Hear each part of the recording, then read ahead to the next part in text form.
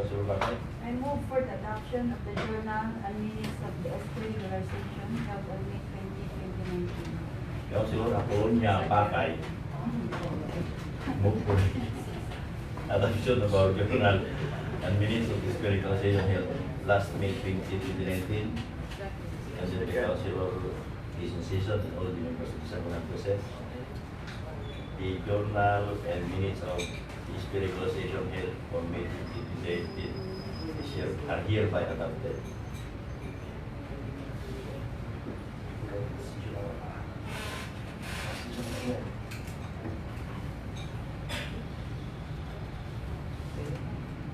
Privilege R, question R. Reference of business. Proposed ordinance for first reading. An ordinance creating the City Youth Development Council of the Alaminos City, Pangasinan. Proposed resolutions. Resolution authorizing City Mayor Arthur F. Celeste to enter into a memorandum of agreement by and between the City Government of Alaminos and the Department of Science and Technology Science Education Institute for the conduct of a 2-day scholars formation program on May 24 to 25, 2019. Mr. Chair, I move for the suspension of the rules to take this our city festival. I'll take up item 8 on the reference of business, so we can refer the matter to the proper committee. Yes, Councilor Bernabé. Yes, Mr. Chairman, I would like to request a committee hearing regarding this proposed ordinance creating the City Youth Development Council of Alaminos City, Pangasinan on May 29, 2019 at 9 a.m. in the morning. Yeah, Councilor Bernabé requested for a committee hearing on May 29, 2019 at 9 in the morning. So, we schedule committee hearing on May 29, 2019 Yes, for Mr. item A under reference of business. Now we go to item B. Just motion of Councilor Gabriel to suspend our internal rules including our results speaker. Internal rules are hereby suspended. For our such person for item E regarding the resolution authorizing City Mayor Arthur F. Celeste to enter into a memorandum of agreement by and between the City Government of Alaminos and the Department of Science and Technology Science Education Institute for the conduct of a 2-day scholarship formation program is Mr. Reynaldo T. Livara Jr. Tourism Park Maintenance General Foreman from the Tourism Office. Okay, welcome po. Ray, can you brief us on this mission? Okay, good morning po to all our honorable councilors, presiding officer, good morning. So this MOA between the City Government of Alaminos and the Department of Science and Technology Education Institute, actually po, this was happened last week, May 24 and 25, 2019. So the purpose of this 2-day scholar formation is to strengthen the camaraderie between the scholars of DOST within the Region 1 and at the same time strengthen their patriotism and to strengthen them as a future leader and a good service or servant to the region as a scholar of the Department of Science and Technology. They requested for a MOA. The reason why is they required by the Commission on Audit in Manila to have a memorandum of agreement between the LGU and DOST for the payment of the rental of the Don Leopoldo Season Convention Center for 2 days amounting to 71,000 pesos as per requirement of Commission on Audit in DOST. Sir. Tapos na ito. Yes po. Tapos na po. Councilor Gabriel, Any question? Yun nga, tapos na. Ngayon lang sila hihingi ng Honorable Councilor Gabriel, actually even us, hindi rin po namin alam. Nung dumating na lang po sila dito, 2 days before or 3 days before, they gave us info that the DOST COA required them to have a memorandum of agreement between the LGU Palomino City. So that's why I think nag-request sila agad. Opo. Kasi sayang po yung 71,000. Kaya nga eh. Pero Opo. pa na lang para siyempre mag-resolution tayo dito. Tapos na ang date. Opo. O huwag na lang natin lagyan ng date.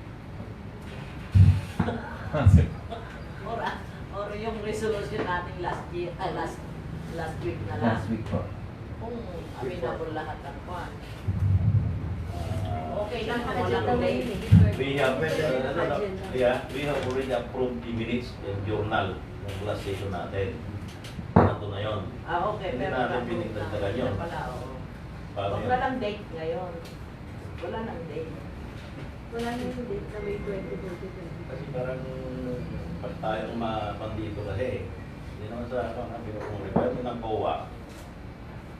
Mamaya Alam tayo. na ng COA na after the fact na itong ginagawa natin. Oo. Paano ito?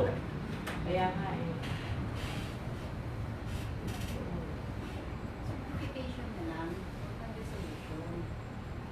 Certify nyo na lang na gumawa sila, ay ginamit nila yung the new season, convention center, ng ganong araw. Certify ng city government. I'll inform the office regarding on that matter, but Kung requirements eh, hindi naman tayo mag-approach na tapos na.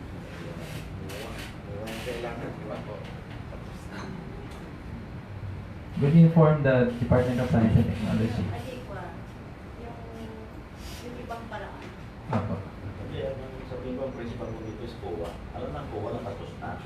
Tapos pag gagawin tayo ng resolution after the fact. Kaya tayo yung sinasabi na gumawa kayo ng illegal. Kasi parang istricto sila. Kung ginawa natin tapos mamaya sinito tayo, bumaliktad sila. Yan, view ko lang yun. Yung other members, kaya kami masabi kayo. Sige. O sa atin na lang.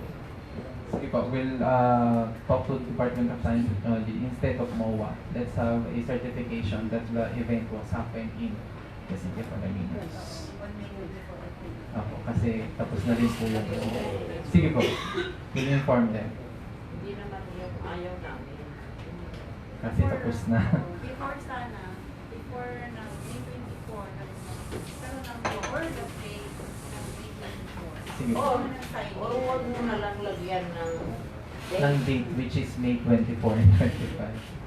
Hindi, makuhuli naman tayo. Walang research na walang date. It's unusual eh. Tuloy-tuloy tayo. Documented kasi lahat. I-certify natin na ginamit nila yung siguro okay na yun. Opo. At saka namin naman nila na ginamit nila. Yes, sir. Huwag na naman sabihan na gumawa ng illegal. Ha? Okay, any other question? Bayad naman na yan, lahat. Bayad na nila. Hindi pa po. Hindi po bayad. Hindi pa po. So, ayaw mo na ibayad pag walang mura. Tapos na nagamit, hindi pa na binayaran. Alam naman ng buhay yan. Sa tingin ko naman eh, kung may certification na ginamit nila at may certification na ginagamit natin, tama na yun. Meron naman tayo ordinansa na lahat ng gagamit yung magbabayad eh. Opo. Diba? Hindi yun na lang ang gagawin natin. Lahat ng gagamit. Ibig sabihin pa kung may gagamit yan, lahat. Bigyan natin ng MOA. Kung may kakasal dyan, lalagyan natin ng MOA. Kung may pikinyak dyan, MOA. Hindi na yata tama yun. Ha? Eh, natin po. Ganun na lang. Hindi pa pala bayad. Kala ko bayad na kahit wala nang. Okay, another question? If there are no more questions, we are excusing our resource speaker. Thank you, Ray. Thank you po. Salamat po.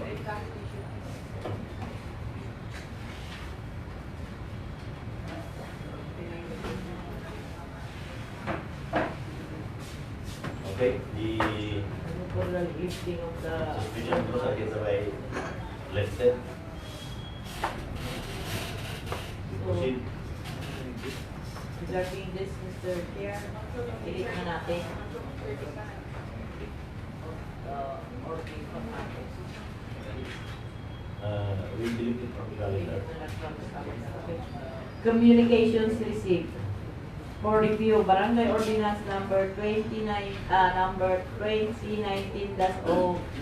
o Barangay Santa Maria entitled Ang Kautusan ng Barangay na Nag-aatas at Pinagbabawal sa sinumang mamamayan, may-ari ng tahanan, mga establishmentong pangpubliko at pribado na manguha, maminsala, magnakaw at magbenta ng labong sa gilid ng daang pang-barangay, pang-publiko at pang-pribadong pag-aari sa Barangay Santa Maria, Alaminos City, Pangasinan.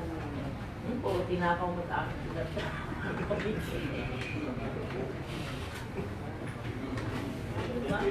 We refer this to the Committee on Laws and Laws.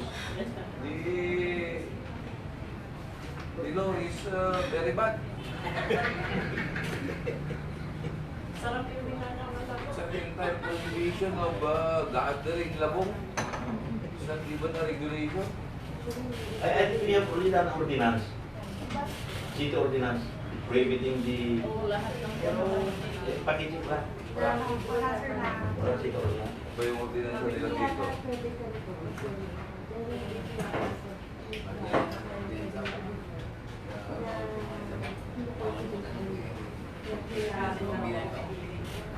Hindi tayo banyada.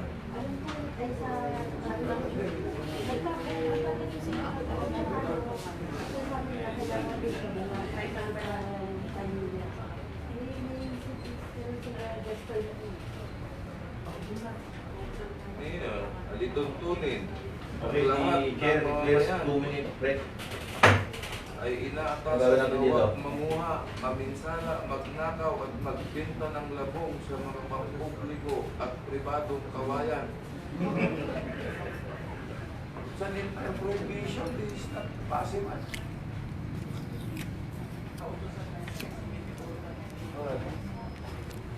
Umulak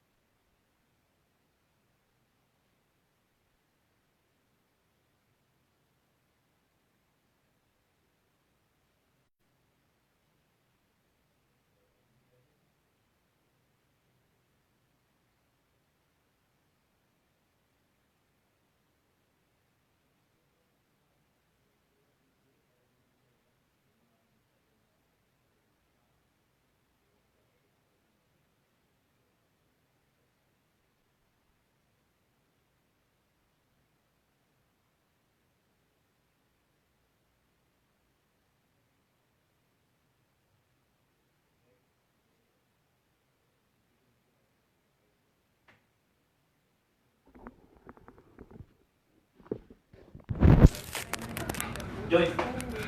Joy! Environment and law. Hindi mo lang Mr. Chair, the grand and majestic plan of Barangay Santa Maria in preserving kawayan, prohibiting the gathering, even theft of labong under Ordinansa Pambarangay bilang 01-2018 be referred for committee hearing preferably on June.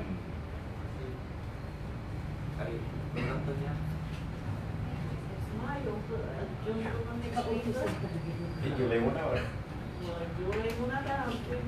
May 31 ako tira bukton, okay na sa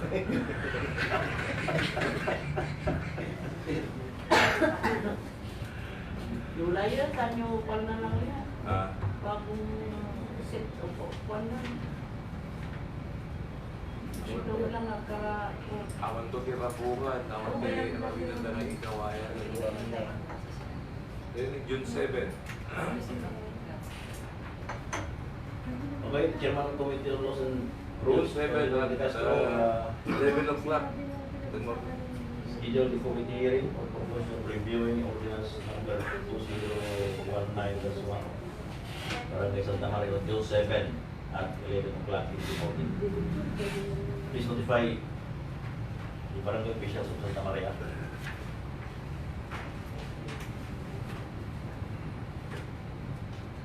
Administrative cases. Letter from the Office of the Ombudsman referring administrative case filed by Federico Santander Perraman against punong Barangay Mario Padilla Rabalon o Barangay Victoria, Alaminos City. Yes, Mr. Chair. Going over the letter of the Office of the Ombudsman referring the matter before the Sangguniang Panlungsod of Alaminos. May this representation being the committee chair of the Laws and Rules that the private complainant he advised whether or not he is still interested in pursuing this complaint because it appears, and going through or over the records attached to my folder, it appears that there is no compliance with the verification of the complaint as required under the local government code. Under the local government code, an administrative case or complaint may be filed, it must be verified. In this case, it is not verified, but giving due course to the letter of the Office of the Ombudsman, I would rather suggest that that the private complainant be notified and informed and to manifest for the Sangguniang Panlungsod of whether or not the private complainant is still interested in pursuing this administrative case. So also as to give him a chance, if indeed he is interested, to rectify and amend the complaint, which is the inclusion of a verification.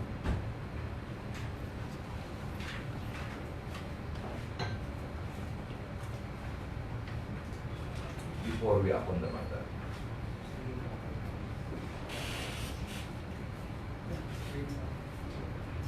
Okay, on the last part of the letter from the Ombudsman, we will be furnishing the copy of our action. Yes. 15 days from the date. So,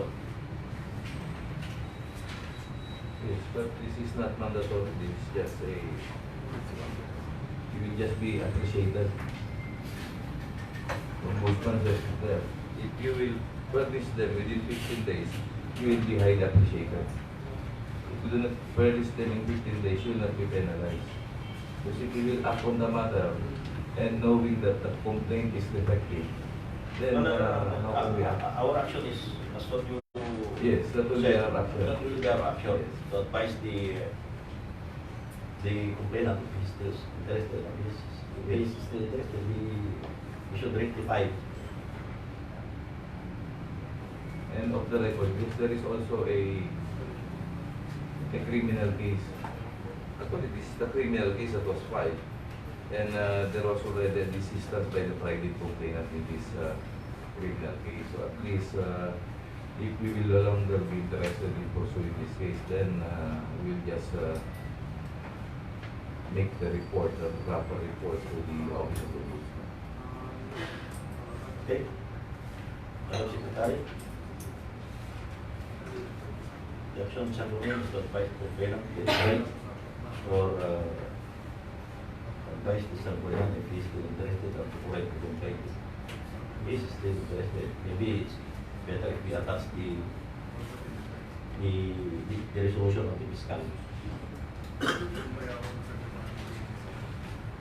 And furnishing copy of our action to the Ombudsman. Next. Other matters, unassigned business.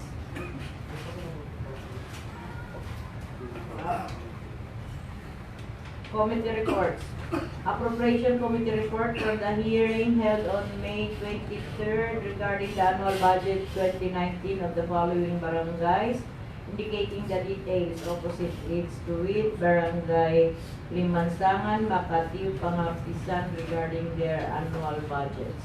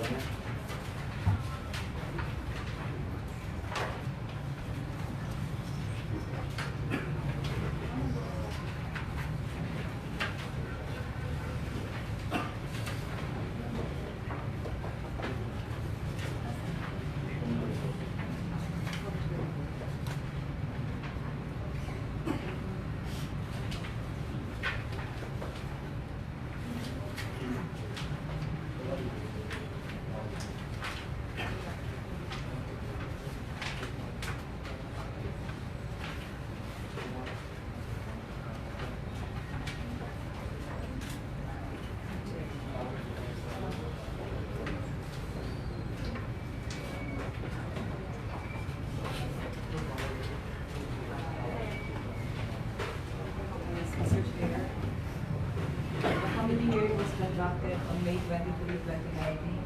Present were the representatives from the Budget Office, Madam Pedro Cansad, Punong Barangays, Barangay Committee Chairman and Appropriations, and Barangay Treasurers from the concerned barangay.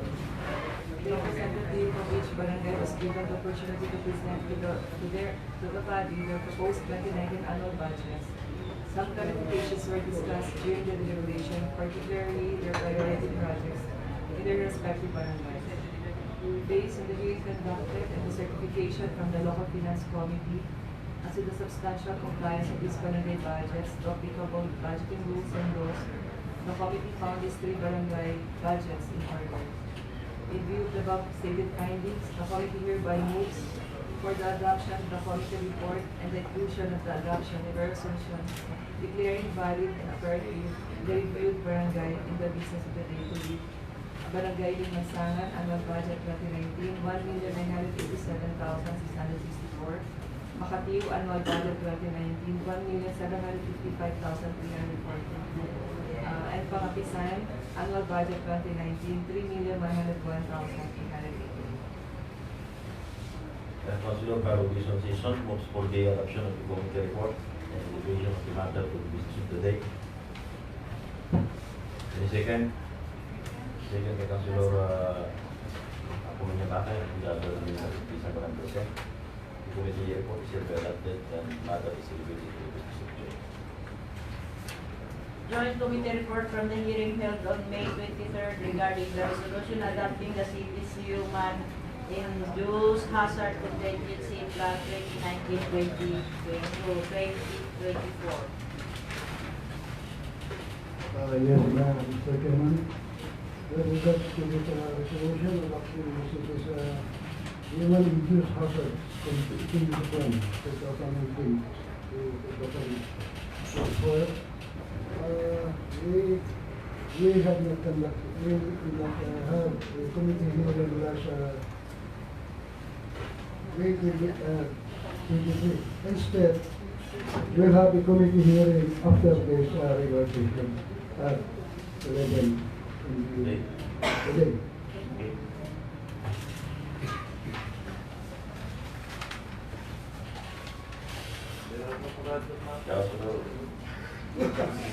More important that the work of committee hearing at May 23, but instead, the committee hearing is for today.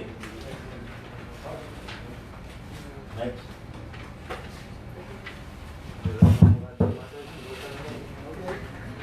Now proceed to the business of the day. The first item under unfinished business is the resolution authorizing City Mayor Arthur F. Celeste to enter into a deed of sale by and between the City Government of Alaminos and Victor Liner Incorporated. Transportation.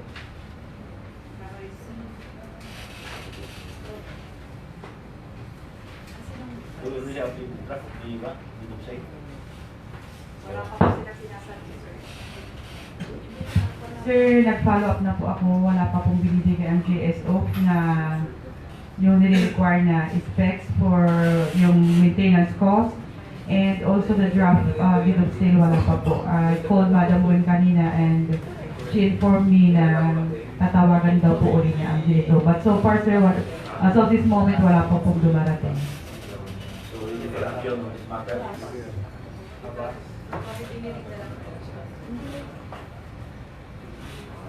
So, different na lang natin muna sa next year ay session. Pwede niyo bas mo ka? Si motion. Pag motion ng Councilor Rapago, the matter is deferred for our next regular session. Next. Under new business, we have the second reading of the ordinance providing for a drug-free workplace in the local government unit of the city of Alaminos, Pangasinan. Councilor Rapago. Yes, Mr. Chairman. With regards to this proposed ordinance providing for a drug-free workplace in the city of Alaminos, causes guaranteed dignity and well-being of every employee. Mr. Chairman, I would please schedule again for the second reading for further deliberation on the matter on Gula ito. the next regular session. July naman. July 2 lang tip. Wala na po ako, wala na ako siya. On the next regular session. Well, that's very good move, Councilor Rapago. Councilor Rapago moves for the rescheduling to another second reading of the measure during our next regular session. Next.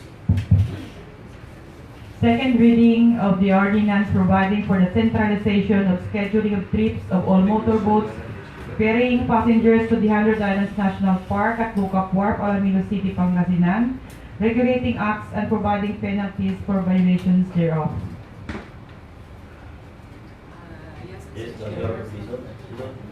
Yes, regarding the said ordinance, nagkaroon na po tayo ng public hearing and ilang committee hearings. Dun sa draft,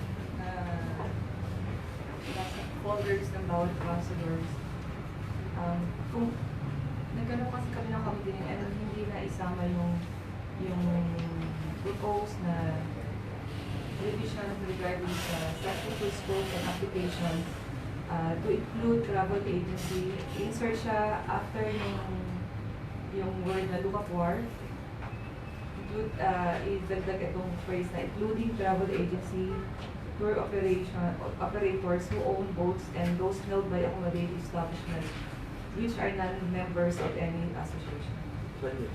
Under section 2, yung scope and application.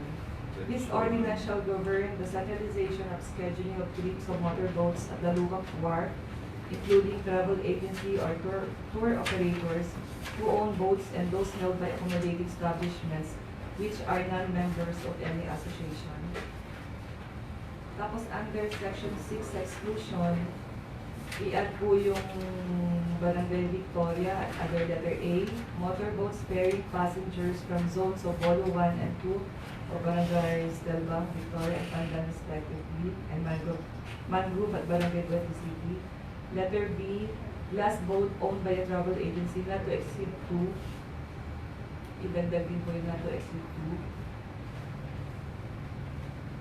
So far, yun po yung mga corrections na na-discuss sa mga meetings, Mr. Chair. And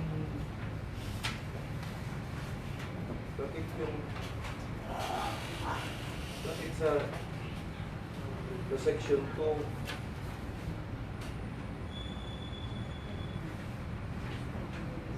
the same ordinance may be recognized, Mr. Chair? Yes, Councilor Castro. States here, section 2, scope and application. The ordinance shall govern the centralization of operations for motorboats of the Lubak Wharf, 100 Islands National Park, period. The same ordinance applies to all motorboat operators, tama? Including travel agencies who own boats and whose business is to ferry passengers, etc., etc. Under section 6, which is exclusion, glass boat belonging to a travel agency. So which is which now? Is travel agency included or within the scope and application of this ordinance, or are they excluded? Or the other way around, because it is a glass boat, that's why it is Yes. excluded? yes, kasi glass boat. Dapat include natin kasi gagawin naman.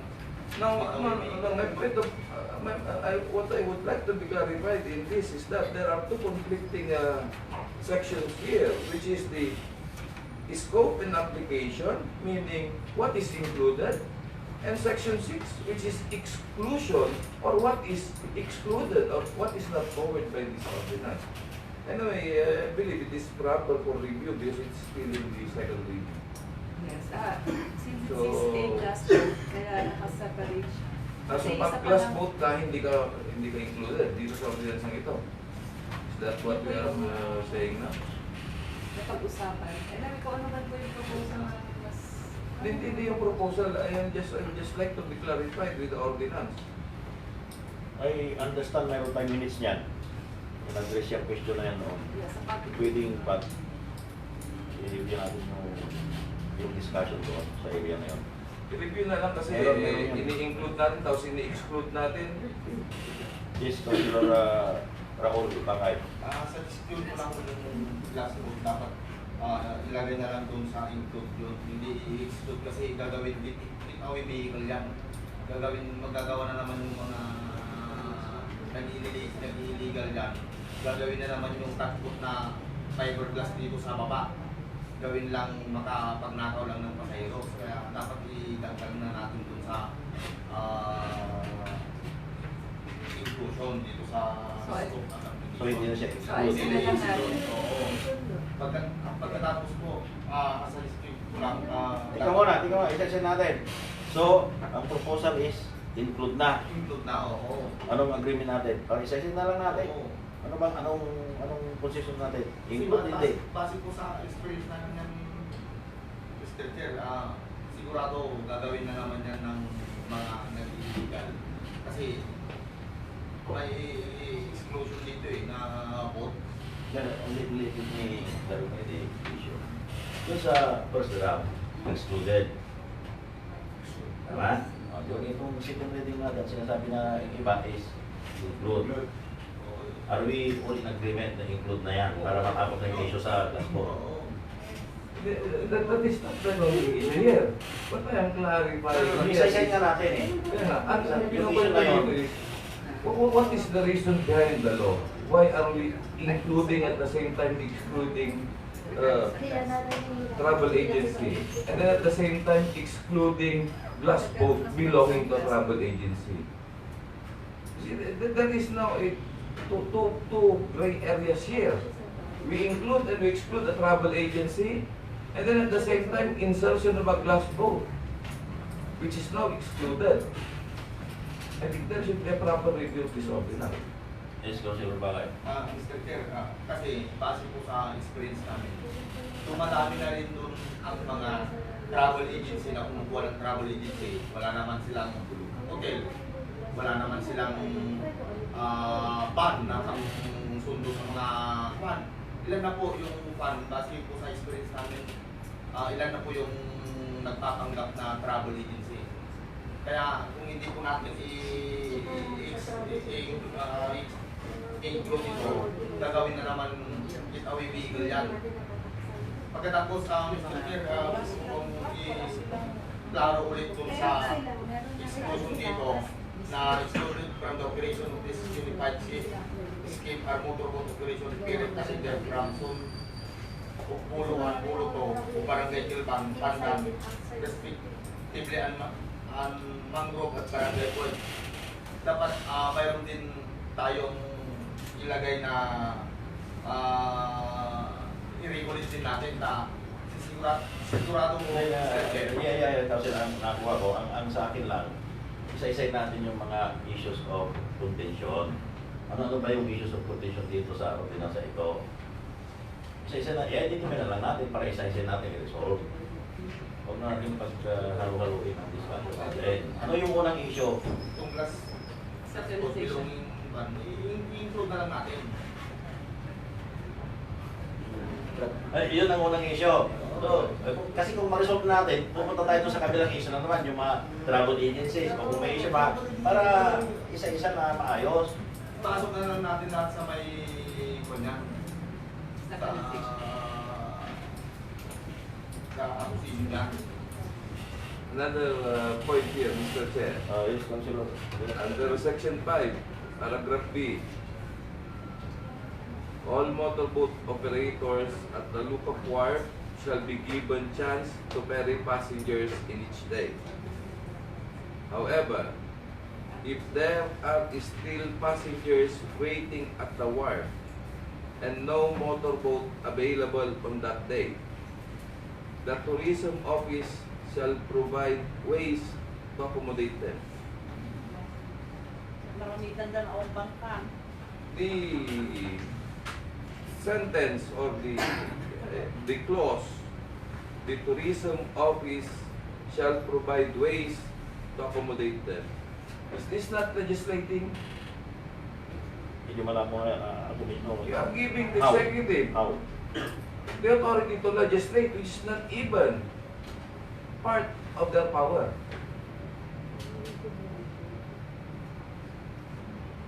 I think this needs another clarification, Mr. Chair. Okay. With all due respect. That's another point. Ano pa?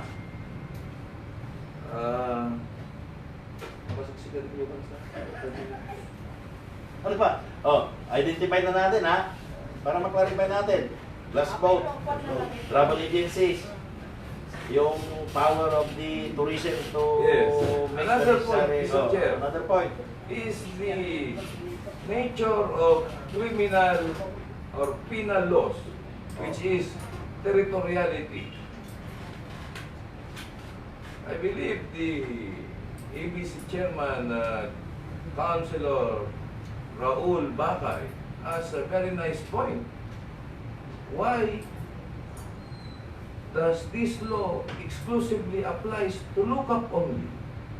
When in fact, Bolo, Mangrove, Dalbang belongs to the territorial jurisdiction of Alaminos. Okay, another point. So, ilang point na? So we will just include Oh. perhaps the recommendation of all coastal barangays. Because if we will not include Pangabisan, they will also go to Pangabisan. I think that's the easiest point to resolve. Do we agree na i-include na lahat? Oh. Okay ba kayo? I move for the 5 minutes recess, Mr. Chair, para ma-resolve na yan. Join the motion, Mr. Chair. We can discuss this next session na naman para... Diba? Include all, Include all. Okay? Ano na naman buti? Glass vote, hindi na siya accepted. Ano ba? Pagkatapos kung dapat, kasi nag-i-suspect yung na-approve nito, ang gagawing Uy, approve pa yun yung 5 minutes hindi recess. gagawin vehicle dito sa pool. Lahat ng mga Kailan na natin i-continue, Kaya nga para continue na mamaya. i-schedule natin para natin second reading next session. Para huwag na natin itong I move for 5 minutes recess. So that we can read. Oo, ipan na lang natin para Hindi nyo another... na-review mamaya. Hindi nga. Basahin natin Next, Kaya nga second reading next regular session. Okay? Okay, Councilor De Castro moves for the rescheduling for another second reading of the measure to our regular session. Next. 5 minutes recess. Tapos na tayo eh. Wala na eh. Hindi, ano yung one business of the The next item is the resolution declaring valid and operative the annual budgets of 3 barangays. Yes, Mr. Chair, there are no more comments regarding this annual budgets. Yes, I'm for the approval and Councilor Carol Dizon Season moves for the adoption of the resolution declaring valid and operative the annual budget of Limansangan, Makati, and Pangasinan. Seconded by Limansangan, Makati, and Pangasinan. Seconded by all members of the Sangguniang present. Resolution is hereby adopted. Wala na. Announcement. Our advance happy birthday greetings to Councilor Caroline D. Season, who will celebrate her birthday on May 30, 2019. Please po sa resolution. Birthday to you. I thank you po. Invite. Ay, gusto ko kayo invite sa 30 sa bono. Wala ba ngayon? Oh my God, Gigi na. Wala nga ako na. Okay, Mr. Chairman, Councilor Rabago, you are recognized. if there are no more matter to discuss, I vote for the adjournment of the one-day meeting. That's the best motion for today. Councilor Rabago moves for the adjournment of today's regular session. Seconded by all. This regular session is hereby adjourned. Reminders po, pakisama si Councilor Rabago para sa hearing po niya sa Human Resource Hazard.